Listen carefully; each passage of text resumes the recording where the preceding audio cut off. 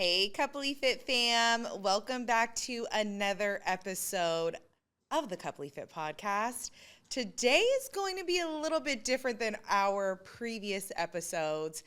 Kurt and I are going to be speaking about the food and beverage and hospitality industry, which we both worked in for almost 15 years.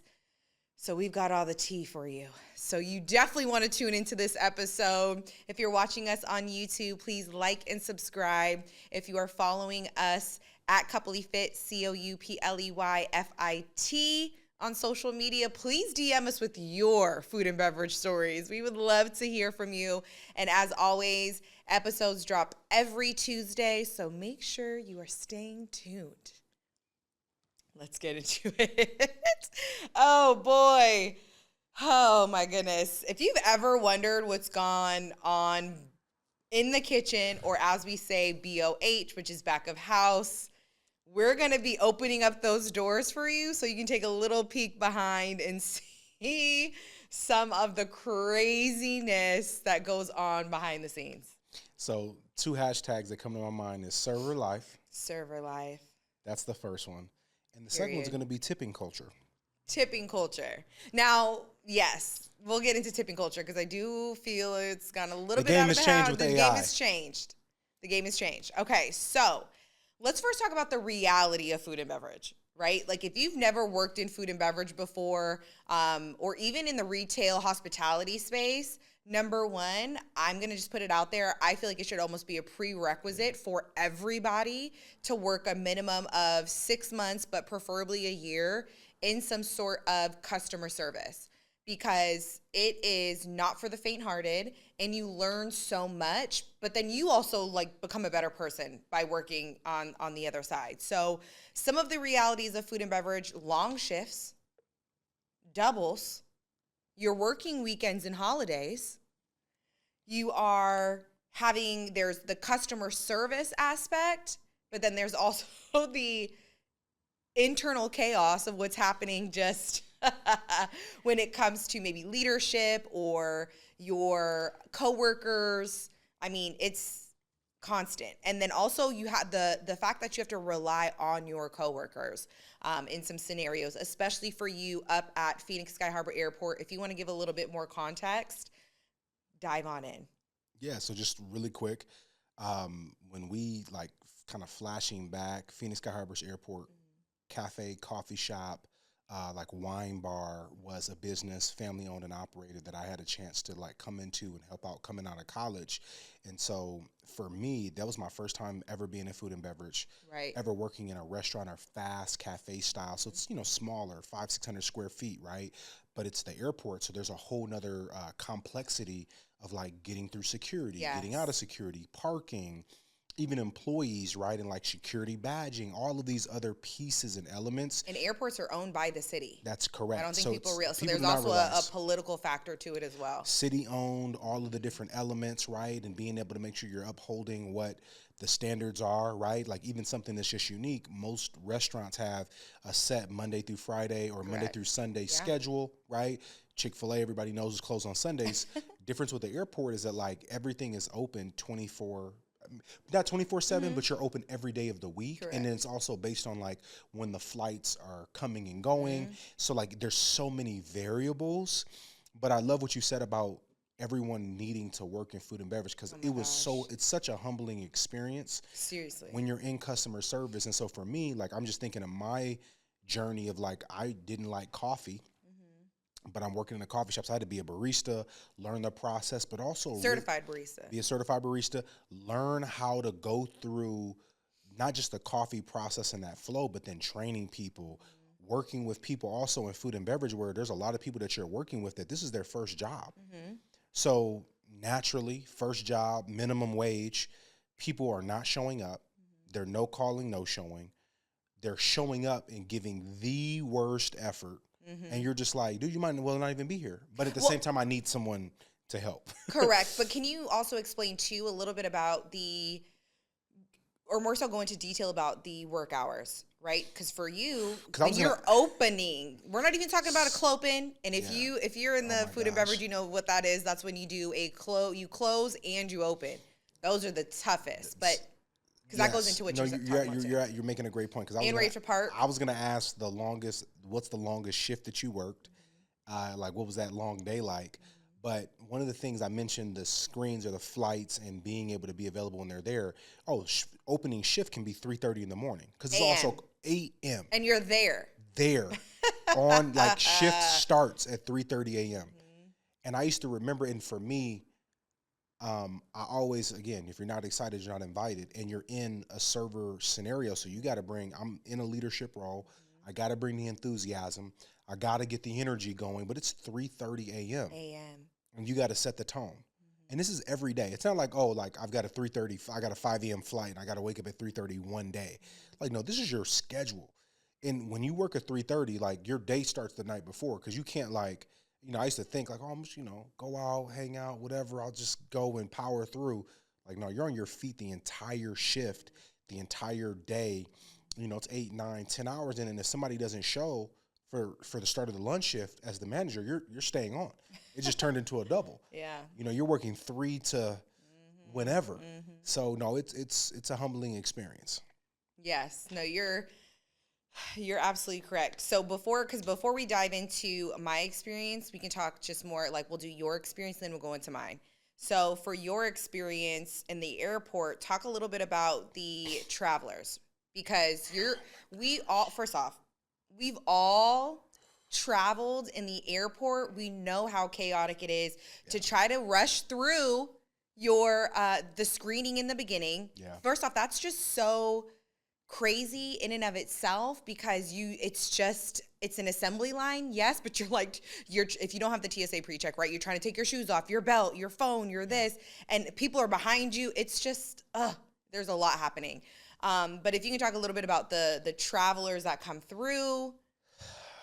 How many travelers did you see, I guess maybe per day, maybe on average? So travelers that you see are like customers that are coming through. I mean, you can see anywhere from 700, 1,000 plus in a shift. Or in a day. Like it just depends on the day and the flow. But if you think about what that looks like, though, especially when you talk about starting at 3:30 in the morning, and then you start talking about coffee to people is sacred. Like people and coffee. Like I've had somebody like almost threw a drink. Not, ain't nobody threw nothing at me, but basically like kind of shoved it back in the window. Like, I don't want this, and it spills. And I'm like, did they just throw that at me? The disrespect. But when it comes to their coffee, and then also just to put it in perspective, and all the baristas out there are going to feel this, but when you're pulling the espresso shots, it can pull right or wrong, right? It's not like alcohol where it's like, you're just pouring a shot. Like, no, it has to you have to, temp the espresso shot correctly, pull from the machine. But when you're doing that level of volume, at any point in time, the espresso can just not pull correctly. Right. This is any coffee shop. So if it starts pulling, a little bit bitter, or the taste isn't hitting right, you could have a stretch where each customer darn, it feels like it's a riot. It feels like people are looking at you like it's a betrayal. Yes. Take a sip out of this cappuccino, and they're like, this is disgusting. What is this? And then just the process of whether someone wants a refund or they want to switch their order, the line, everybody's in the window smacking their hand on the counter. Where's my coffee? Where's my flight's leaving? And then you have the people that order things knowing that their flight is in 10 minutes. Your flight is boarding right now, and you want to come up here and order a double caramel macchiato, iced. And it's like, that's going to take 5 to 10 minutes, and you board in 2. Right. And there's a line. So it's just those types of things are really, they're frustrating. And then obviously if you are short a person or something else, and I'm just talking coffee. We're not talking about food. So you can get somebody's coffee right, but then they're missing a bagel. Oh, it's just, there's or all the of cream these cheese for the bagel. Cream cheese or the knife or the napkin. There's just all of these little pieces. And so I think people don't always think about that. But then it's like this rush. And you're dealing with the fact that people, too, feel like they're getting ripped off a little bit at the airport because the prices are more expensive typically. It's so expensive. It's more expensive. How is this water $7? I don't understand. You get within those airport walls, things can change. They do. And they do. Okay, now talk a little bit more about the stress that comes with the airport. So whether that's dealing with customers or that's the employees, or obviously we're in a family-owned business, so that's a whole another level of stress. But so I would say, one, the family-owned side. A funny thing about the family-owned side is that, like, you know, anytime you have your parents that are your boss, or those dynamics, like, it just adds another dynamic, you know? So, like, I still could see my dad reaching out to me like, hey, numbers. Hey, he's like watching the screen from home like, hey, man, you know, hey, that line is looking pretty long out there. Like, hey, I'd be able to get it down a little faster if I wasn't on the phone. Right? So, like, you have those elements, but then also, like, what people don't think about when you're dealing with the airport, and I'm excited to talk about your experience too, but you can't just bring things and drop them off. Like, there's a whole flow of, like, it has to go through a certain, you know, process, and, like, getting things sent over, and, like, the delivery process. So, like, if you run out of avocados, it's not, like, always a quick fix of, like, let me just run and grab some real quick and come back in. True. Like, you got to go out of security, park car, you know, SkyTrain, shuttle. You guys have a commissary, right? There's a commissary where, like, things are at a separate area because, again, you can't in the house airport, everything. you can't house. It's not like what, 600 square feet, maybe? 600 square feet is not enough to do the whole operation. So you're having to be off site and bring things on. So, like, there's just so many complexities there. And then having the fact that really, I would say the biggest one is the hours. Just not being consistent on those hours because you need to adjust.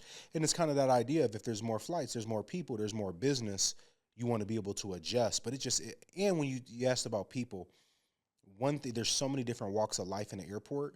And just to give you examples of things I've seen. I was just going to say, we're going to go into memorable moments and lessons learned. Okay, well, I'm going to tell you a memorable moment right now. If you ever see somebody's hands, like, covered with a jacket, just know they're in handcuffs underneath there. Right. When you see, like, the sheriff, or, like, the airport, because, like, you know, you'll have, like, I didn't know, like, you don't really know how people travel that are, like, either being arrested or being, like, extradited. That's true. But when you see, you know, somebody come through the line, or, you know, and they're literally, like, hands cuffed, but there's somebody that's taking them on the plane. And that was probably one of the biggest surprises, because I was like, what am I watching? Is this a Con Air? Yeah. You know, with Nicolas Cage, I'm like, what is this? Yeah. So that was one. Probably one of the second other biggest ones, because we had wine and things like that. You would have people that, like, overindulge. People will overindulge. But what was crazy was that, like, there were people that were, because Arizona is also a spot that people will go to, like, rehab centers. Yes. So, like, especially in I had 2 or 3 people that were, like, camped out at our location because they were waiting to pick them up for, like, a rehab center once they arrived in Phoenix, and they didn't want to go. So they're literally, like, this is, like, you know, not your last meal, but, like, your last drink before you get picked up by, like, rehab. So that was, I mean, there was a lot of those types of experiences where we're just like, whoa. Yes. Something else that came to my mind, too, was the flooding. Do you remember it flooded? Anytime you have something that anytime you have something crazy where it's like flooding, or, I mean, probably one of the craziest ones was also was it Super Bowl, or it was a merger. It was like an airline merger. Oh my gosh, without going into so details, wild. it was an airline merger. We had like the meal or the catering.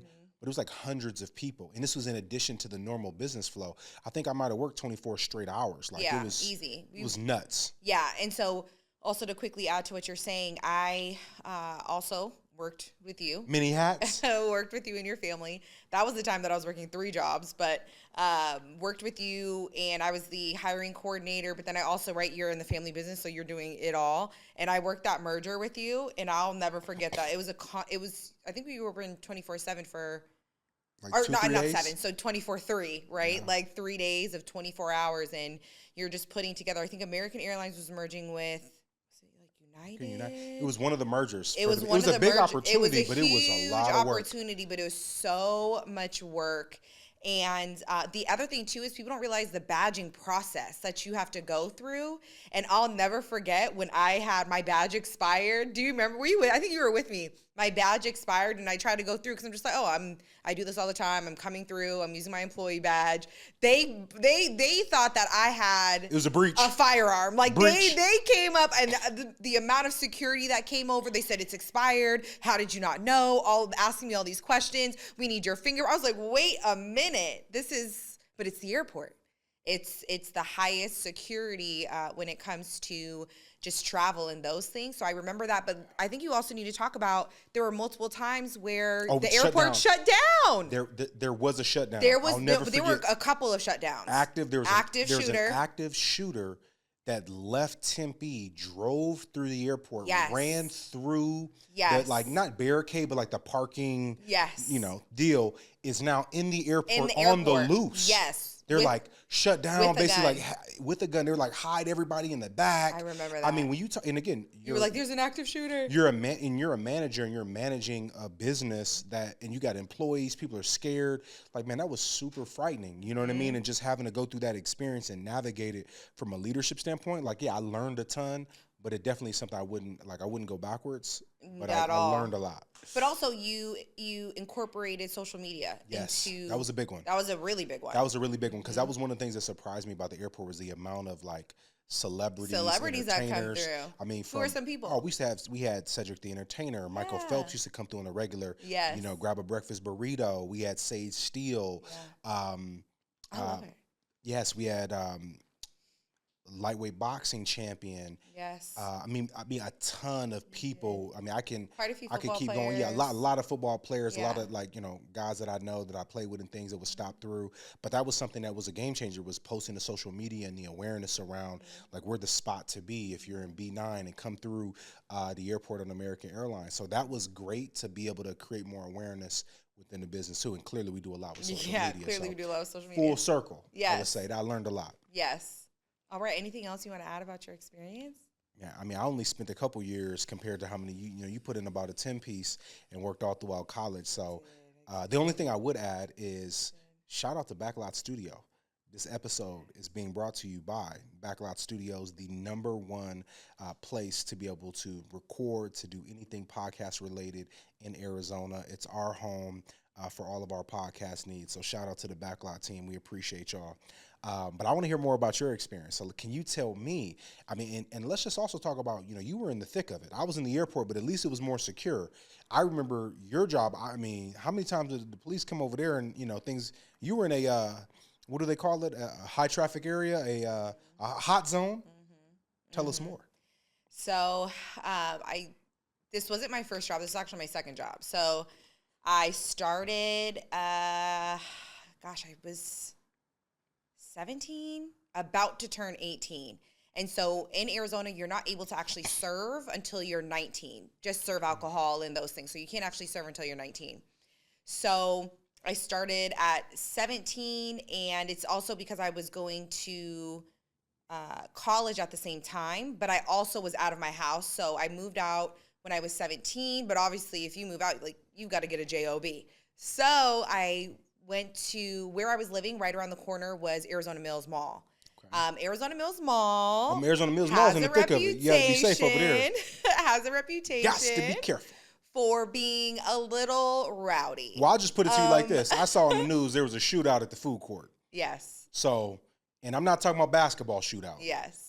So that already tells you a little bit about the mall, and yes, it's also an area where you got to be careful because I think some like sex trafficking and like things like that where you got to have your head on a swivel. People getting abducted. Yes, 100%. Okay. So started there at 17, and I started as a host, which was humble beginnings. Very humble, right? A host, and then I was able to work my way up to a lead host, and so I had a team underneath me. It was me and 2 other people. We were leads, and so you're manning the front. But if you really think about it, this is front of house, but you are essentially the QB for the restaurant, because you can't, you have to really look at everybody's section, make sure that you're not giving too many tables to one person. You have to know who your strongest servers are.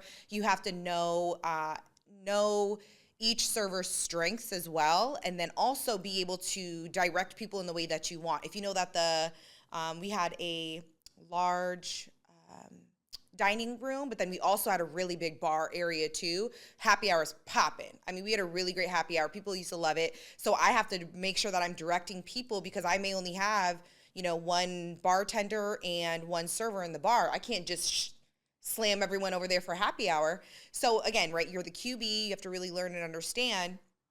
And there were quite a few things that happen when you're front of house, because you are the face, right? You're the first thing that people see. So some of my quote unquote duties, right, were to-go orders. So I had to be in charge of to-go orders. Oh, serious. So you have to make sure everyone has all of their food. But y'all again, were a scratch kitchen, right? We were 70% scratch kitchen. And if I didn't already say, this was Claim Jumper. So at the time we were owned privately, but then we sold to Landry's probably when we're like when I was like 5 or 6 years in. So things obviously change because you start going corporate. Landry's, the gentleman that owns that, he owns the Houston Rockets. It was part of Mastro's, Chart House, a few of those concepts. But anyway, so as a lead host, to-go orders, you have to clean the bathrooms. Very humbling. You got to clean the bathroom. You have to clean the bathroom. You got to glove up? Yeah.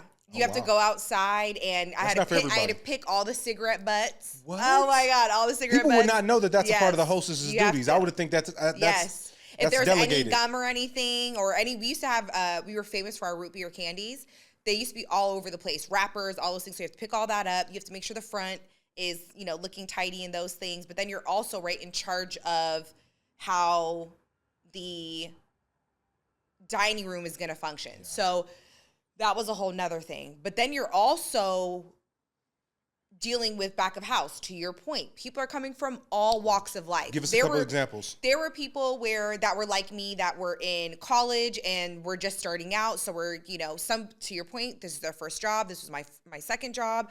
But then we also had people who were going through their master's degree, some people that were just lifelong servers. They were literally 50s and 60s. Out there hustling and bustling. Getting to it. But then you have back of house. I mean, less customer facing. They're not customer facing. We had one dude, he just got out the pen for murder, which was crazy. I don't know how he was so nice though. He was so nice. That's crazy. Check that off on your job application. He was really, really nice. But he became a lead. Like, he was the one that was in charge of making sure the lines. But also shows you being able to work with all walks of life. Everybody's got a story. All walks of life. All walks of life. So, and everyone has a story. The other thing, too, is when I was promoted from being lead server to then going to being a lead hostess to being a server, that's when you start you're in the thick of it now. I mean, you're in the absolute thick. So I was 19. So from 19 to about 26, I was working as a server. All throughout college too, right? Oh yeah, all throughout college, for sure. What's the longest shift you worked? 13 hours, but that was typical. Yeah, because don't forget, I'm working, so I went to school Tuesdays and Thursdays all day. So those are my days that I am only focused on school. I didn't work those days. Every other day I'm working. So I worked Monday night, Wednesday night, a double Friday, a double Saturday, and then Sunday morning. So, I mean, I was working all the time. And so. How many football games did you go to at ASU as a student? No, I didn't go to one. I didn't tailgate. I didn't go to one. But, transparently, parties, I made it. That's after work. But it just shows like the work was a grind. Oh, no, work's a grind. I wasn't getting home until 11:30 midnight. So you're really rallying to make it to the party after work. Your girls got the energy. I can make it. What are we doing, girls? I'll be there. So there's that. But when you're a server, again, you're talking about coffee is sacred. Yeah. We're talking food is scratch. It's scratch, but it's sacred. And we had a large Country menu. Fried Steak. I mean, it was 5 or 6 solid pages. And you have to know that thing in and out. You have to know how to make modifications, right? Each person's very different. I have a dairy allergy. I'm gluten-free. I'm this, I'm that. So you have to be able to know the ingredients in each dish. But then on top of that, you're dealing with people on their worst day, on their best day. So give us a couple of experiences. So I know you've had quite a few. We've talked about this a little bit. What are some of the experiences that you've seen? Like, I know I'm just going to throw a couple of things out. I want you to shed a little bit more light on them. But I think you've seen a few divorces. Yes. A few interventions. Mm-hmm. What else? Has any heart attacks? Has anybody? Yes. Come on. So give us heart attacks. A gentleman. We've had a few people choke. Oh no. Yeah, what did somebody choke on? I mean, you name it. Anything. Like anything. Oh man. Piece of steak. So what was the one most memorable, or the thing that stood out the most? Probably good or bad, but like something that stood out to you the most, like memory, like I'll never forget that shift for that day? I'll never forget that shit. Well, a lot of it is, again, when you're a strong server, you get the brunt of everything. So I'll never forget, it was 3 servers, and it was a Labor Day, a Memorial Day. So again, people leave Arizona. It's too hot. Out of nowhere, we were slammed. I'm talking a party of 25 walks in. You're taking all, I'll never forget, I had a party of 25 walk in, and I also was taking care of 10 tables at the same time, to the point where our GM and our manager had to literally become servers because it was only 3 of us. Now, don't get me wrong, the 3 of us were strong and we're probably the strongest servers, but there was no way. I was literally just running around. I'm like, listening, and it just got to a point I was like, you get it when you get it. I don't know what to tell you. You get it when you get it. I'm trying my hardest. But there were a couple of those, the intervention, the divorces. We had a lot of baby showers. We were open on Thanksgiving. So that's what people don't realize is you're also working on holidays. So I didn't spend a Thanksgiving with my family for 10 years. Wow. No Thanksgiving. We were open Christmas Eve too. So Christmas Eve wasn't shared at all. Yeah, that's my favorite holiday. I know. And remember, I used to come to your house afterwards on Thanksgiving, and I'm just like, I'm so tired, exhausted. I'm exhausted because it's like it's on go 11 to 9. So anyways, but there was just some cool experiences. Again, being close to ASU, I was able to, we had the Oregon Ducks come in, we had Washington State, we had the Beavers. So like we also get to be a part of that culture too, which was really cool. People that were dining in, but we used to have people that would, again, get too drunk. They're trying to fight servers. There's a lot of drug use that happens also back of house that people don't realiise. Like in food and beverage, there is a lot. It's on go. It's go. It's almost like nightclub. It's go and mode. Alcohol abuse happening. It's people pouring a shot and taking a shot. Oh my gosh, you have no idea. It's wild. Trying to think what else. But then there's also the things, right? The verbal tip, where you literally broke your back. That's a good one. That right there, the verbal tip. You broke your back. There's nothing worse than when someone's trying to wait on somebody. You were the best. You were the best. I'm like, oh shoot, okay, I already know this is about to be a zero fat on the tip check. line. Not even a zero. It's like 5%. It's like, y'all, do you realize that I'm getting paid $3.75 an hour? And I don't get a paycheck. And we're in a different... Tips are how I pay my bills. This is a different era. This is not you going up to the kiosk, placing your order at McDonald's, and the food's getting dropped off. Someone is waiting, serving you, remembering your name, remembering maybe not your name, but what you ordered. What are the things? Correct. How can I help you? Sitting on you for an hour plus, and you walk out of there and don't tip. But there's a lot of people that money was funny, and literally they go out with just enough money to pay for the meal, and don't have enough money for the tip. And it's like, y'all, come on now, you can't be out on Valentine's Day on your way, no tip. Come on, can't do it. Can't do it. And I can't do it because I can't pay my bills. But this is how somebody's trying to survive, to your point, where they're not making money off the hourly. It's all off the tips. The verbals are not cutting it. The verbals are not cutting it.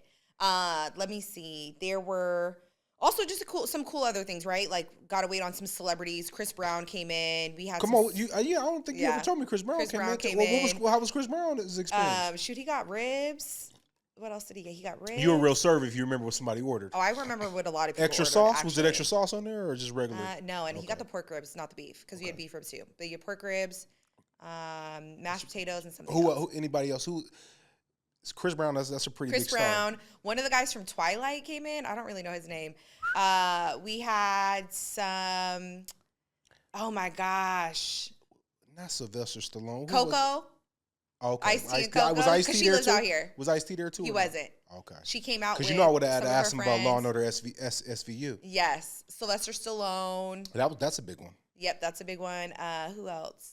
Yeah, we had a couple of celebrities. Okay, so what was the most, I don't want to ask most traumatic moment, but what was probably the most traumatic moment you experienced working in the service industry? Traumatic? First off, it's trauma all the time. Let's be all the way real. Because especially when you're talking about those Friday, Saturday nights, you're slammed. Yeah. You are, as we say the term in food and beverages, you're in the weeds. And for me, again, when you're a strong server, you get bombarded. So I used to also get all the people that were disgruntled. They got left on the waiting list and they forgot and all of those things. So like, DeAnna, you need to take care of them. They're on the other side of the restaurant. My section is over on another side, and I'm running back and forth. I mean, it was constant, taking care of a party of 25 by myself, taking care of an entire section by myself, having to carry my room partner who was with me, who, maybe is just new or is stronger or not as strong as me. And it's trauma all the time. But what it did teach me was You learn, yes, customer service, but you learn how to also de-escalate problems. You learn how to multitask. True. You learn how to prioritize. I was a lead trainer, so I had to also train people as well. But then you also learn how to talk to people, right? And how to deal with people, even on their best or worst day. But it was something that I'm glad that I did. But when it got towards the end of the season of like, I need to make this transition, which is also, I stayed there for 2 years when we started CoupleyFit. But it just got to a point where like, I'm done with this. I can't deal with people and the people that come in anymore, and the way that you get treated, and the way that people talk to you. They feel like they can talk to you anyway. Crazy. It's just so disrespectful. Hurry it's like up. Y'all don't realize that I'm doing this to literally get through school. Like, I'm doing this to just be able to like make it to the next move, but y'all are treating me as if I'm, again, ringing the bell. Like, excuse me, where's my ranch? I thought these were fettuccine Alfredo noodles. Like, hurry up with gosh. Hurry up with those barbecue pork ribs. You know what I'm saying? And then, or that coffee. Where's my latte? Yes, but just quickly, one quick story. When I had, I was in the bar. I never really worked in the bar. I don't like the bar. That was not something I enjoyed. Happy hour was too lit. I don't like it. I picked up a bar shift because I needed some extra money, not knowing that there's a whole baby shower that's happening. Remember that private room that used to be off the bar? There's a private room that had probably 15 tables.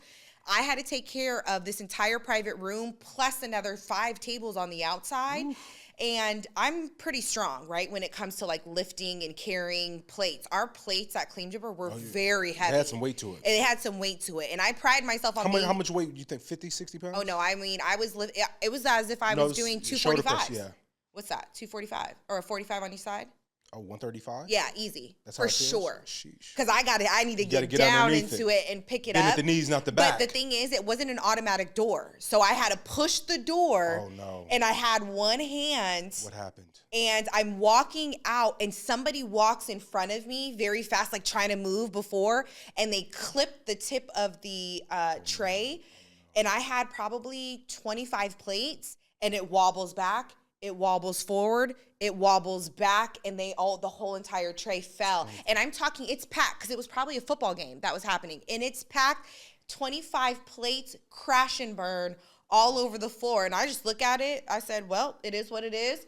Called out to my homie to come, can you help me clean this up? And I had to keep going. I can't even worry about this. I have to keep going. It was just, but those are things that happen on a daily basis that you literally just have to keep going through. You're like, listen. I feel like that story was a perfect example to remind someone to please tip your server. Show them some love. Treat them with some respect. 20%, y'all, is standard. If they've earned it. I do agree with that. If they've earned it. If it was on time, if the food was hot. On time, they're giving you great recommendations. They spoke to you. Do you need anything? Verbal tips don't count. Verbal tips do not count. I'm not saying when you're at Starbucks you need to tip on all the drinks, right? But just so you know, tip means to ensure promptness. So when somebody used to slide me a 20 before I get their order, I said, I'm ready to be prompt here. You set the tone. Yes. What do you need? Anything. I know table 72 needs this, but you get priority. Come on now. Listen, you come in and tip, and all of a sudden they say, you're good in here. You're good in here. And people, again, your server will remember. You'll never forget. So, oh no, you used to come in? Love it. You saw people come in with a black card. I'm like, and last tip, ask the server what's good. They will tell you. Ask the server what's good. When I tell you we come up with the best concoctions, I can't even tell you the amount of just incredible dishes that we've made. And you'll find out about the secret menu. You will. We had a whole secret menu that people don't even know there are secret menus. Yeah. Liver and onions. That was another thing. Not for me, but. Not the liver and onions. But there's our secret menus. People loved it. It was a secret menu. So, I'm sweating because it brought up some trauma for me. But I'm thinking about 3:30 a.m. Yes. So hopefully this helps you to understand a little bit more of what happens behind the scenes when it comes to food and beverage in the hospitality space. If you know somebody that has worked in food and beverage, send this to them. I bet you they will literally be triggered by those server nightmares that you still have even 10 years after being out of the industry. where it's like, I forgot to bring that spoon to table 54 for that clam chowder. Oh my gosh, like wakes you up out of your sleep. So send it to them. And again, if you're following us on YouTube, please like and subscribe. Follow us on social media at CoupleyFit, CoupleyFit. Until next time, keep growing, glowing, and feeling better together. Bye.